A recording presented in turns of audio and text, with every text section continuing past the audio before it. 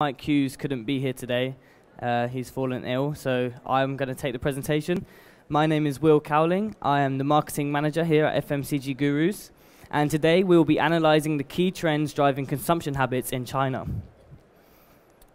So just a little quick agenda about the quick presentation. First of all, I'm going to introduce who FMCG Gurus are, if you don't know who we are.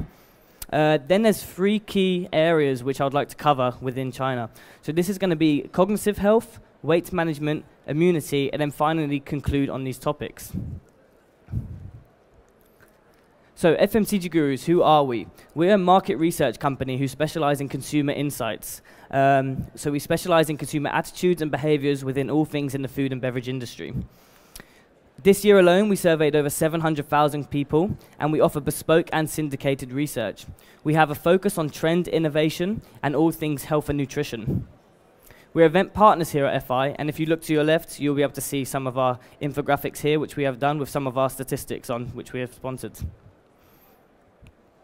And if you have any more information about the presentation or about who we are, please feel free to come up to me at the end, ask me any questions, and drop me your business card. I'm really excited as well because we're just releasing our top 10 trends for 2020. This is going to be coming out in January, so this is a sneak peek. So we have plant life, see all, know all, the big picture, good for me, good for Earth, re-evaluating health, sensory overload, snacking reclassified, functional lifestyle, raw and pure, and finally the evolution of nutrition. Now, if you have any more details you'd like to know about this, again, please feel free to come up to me at the end of the presentation and we can go through this in a bit more detail. Throughout this presentation, I'll be covering re-evaluating health, snacking reclassified, functional lifestyles, raw and pure, and the evolution of nutrition. So again, this presentation is based on many of our research series. As we can see here, weight management, sleep and stress management, cognitive health, immunity, active nutrition, and sustainability. We normally do these surveys in over 25 to 40 countries, but for this presentation, we are focused on China. So let's get started. Cognitive health. Mental wellness is a key area for Asia, and many consumers are currently suffering from fatigue and tiredness, as we can see from the statistics on the board. 69% of consumers in China say that they recognize the link between cognitive health and overall health as well.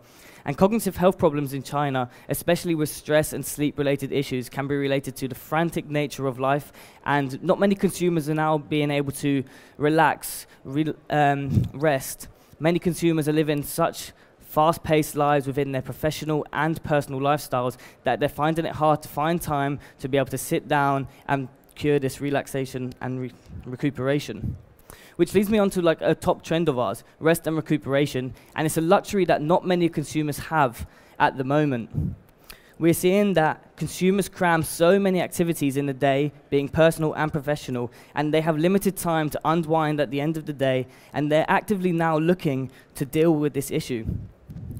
Here we can see that 22% of consumers in China are dissatisfied with how much rest they get on a daily basis. 42% of consumers in China say that they typically wake up at least once in the night as well, which is not good. And this is not good because they can't function properly in the day as well, and it's having a real impact on their productivity throughout the day. So there's many reasons why consumers can't relax at the moment, and one of the big issues is stress. We're seeing that stress has a direct impact as well on sleeping patterns. So 2 in 10 consumers say that they find it difficult to sleep because of worries or feelings of stress. And some of the issues are financial issues, problems outside of their personal life, the health and well-being of loved ones, and the health and well-being of themselves as well. So 32% make changes to their diet to improve this. So consumers are now adopting this notion of holistic health, recognizing that all aspects of health are interlinked at the moment.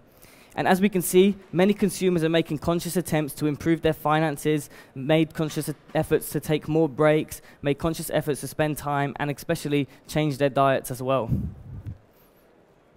So consumers are now actively looking for products to aid their cognitive health, as they recognize the link that from this is by having a better cognitive health and a better overall health, they'll have a better quality of life. Here we can see The proportion of consumers in China who find that food and drink positioned around the following is appealing: aids with quality of life. This shows that many consumers aren't currently happy in China with their quality of life at the moment, and they're actively looking for products and opportunities to be able to increase this throughout the day, especially with rest and recuperation, the feeling of stress, tiredness throughout the day. They want these products to be able to feel more productive and to be more proactive with this. So weight management. Many consumers are currently not satisfied with their waistlines. We're seeing that 30% of consumers in China say that they are overweight, and 20% of consumers in China say that their weight has increased in the last year. This can be down to lifestyle habits as well at the moment as well. And this has led to many consumers wanting to proactively address this issue by trying to lose weight by taking different avenues within the food and beverage industry. So consumers are embracing this concept of new diet, same me. Consumers are taking several steps to try and improve their diet. Ultimately, they're trying to cut back on non-essential and highly processed foods in favor of doing this. We're seeing that many consumers are currently snacking, and they're trying to cut down on these snacking habits. And by doing this, they're looking to eat more fresh fruits and vegetables and more locally sourced food. However, due to time scarcity and informal meals, which are leading this rising waistlines, and also indulgent purposes, many consumers are prone to indulge at the moment. And many indulgent products are not seen as healthy. However, consumers don't want to be sacrificing this. And again, we can see here that sensory overload means that diet plans can be difficult to stick to. Many diet plans are linked with sacrifice, and consumers don't want to be sacrificing after working so hard in the day. They do not want to be looking for products which are hassling, and they want products to indulge on for escapism and rewardism reasons. However, this is driving demand for convenient, nutritious products. So, convenient and nutritious means that it is crucial that these products are not associated with inferior taste. As we can see, 44% of consumers in China actually associate healthy food and drink with being less tasty.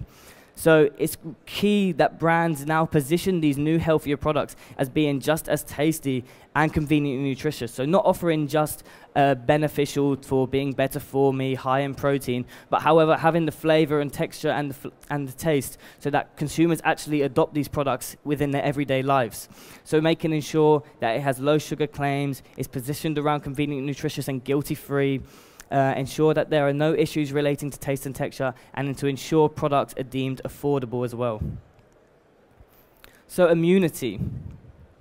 Consumers in China are not overly satisfied with their immunity. A total of 37% of consumers in China express concerns about their immunity levels, and a total of 43% of consumers in China say that they have experienced a health problem in the last year which has impacted their quality of life.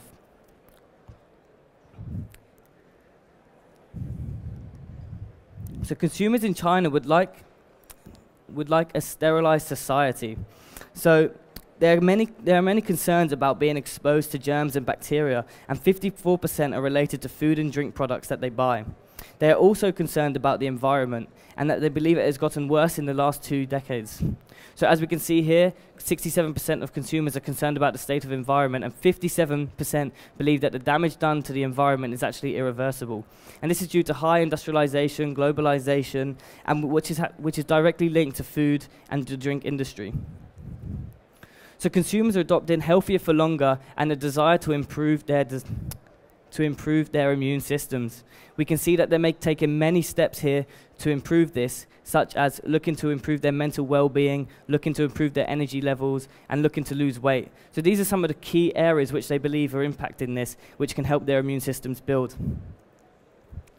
And there are concerns about immunity, and there's a driving demand for functional products. So consumers believe that these better for me products will help build their immunity, and they're actually actively looking for products which have claims surrounding having a better immune system within all areas of healthy aging. So 66% of consumers in China say that they recognize the link between having a good immune system and a good overall health. I believe this good overall health is a notion of holistic health which consumers are now actively and proactively looking for products to be able to target themselves as with. So 63% of consumers in China say that a good immune system helps them to reduce their chance of illness. And as consumers embrace this concept of holistic health, they're trying to improve all elements as they're all interlinked. So in conclusion, we have some demographic stats here. So Gen X are the most likely to be dissatisfied with different elements of their sleeping patterns. Gen Z are the most likely to say that they recognize the link between cognitive health and overall health. Baby boomers are the most likely to say that their weight has increased in the last year and they want to lose weight. And millennials are the most likely to say that they have to switch to high protein and low sugar snacks over the past 12 months. So in conclusion, the frantic nature of modern life is having an impact on mental well-being of consumers, especially young adults. And this is driving by strong societal pressures to see both in personal and professional lives. Dietary habits have changed in China dramatically over the last couple of decades, with the number of non-essential and indulgent-orientated consumption occasions increasing year on year. And changing dietary habits combined with greater levels of inactivity are having an impact on the health of consumers. At the same time, consumers feel that they are exposed to germs and bacteria and environmental pollution daily. And this is leading to concerns about immunity levels and drives demands for products and ingredients that are associated with helping boost this immunity. So thank you for listening to the presentation. If you have any more questions about the regions or about the research, please feel free to come up to me and ask me any questions. Thank you.